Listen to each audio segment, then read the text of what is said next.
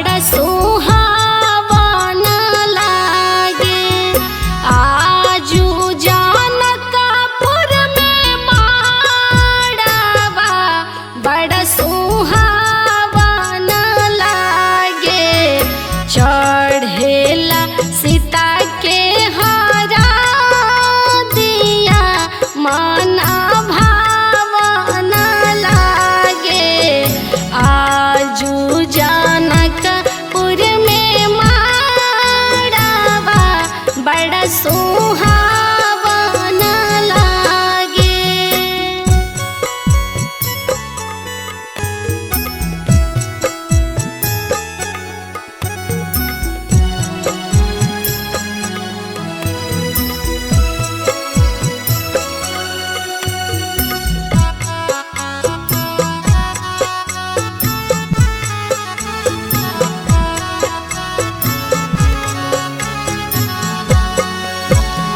हरे हरे बसवा काटवाले जानक राजा।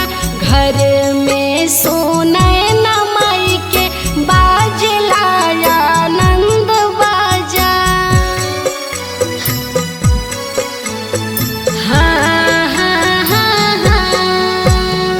हरे हरे बसवा काटवाले जानक राजा। घर में सुनय न माई के बाजला आनंद बाजा।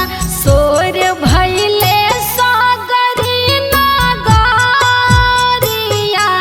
बड़ा लुभावन लागे। सोर भइले सागरी नगरिया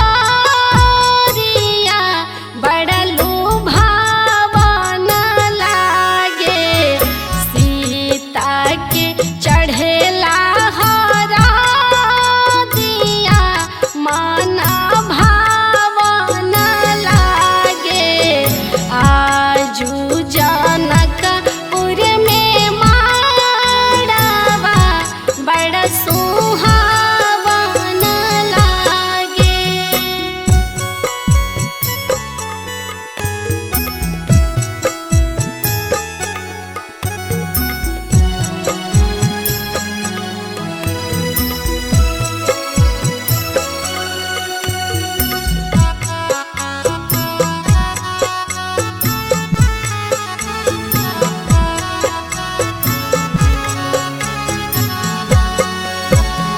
धन्य रे नागरिया के उमड़ाला भागिया। लगली सोना रसिया के आमरा सुहागिया। हाँ धन्य रे नागरिया के उमड़ाला भागिया। लगली सोना रसिया के आमरा सुहागिया। चौका पुरावला अंगनवा बड़ा पावन लागे। चौका पुरावला अंगनवा बड़ा पावन लागे। सीता के चढ़ेला हरा दिया मना भावन लागे। आजू जनकपुर में माड़वा बड़ा सुहावन लागे।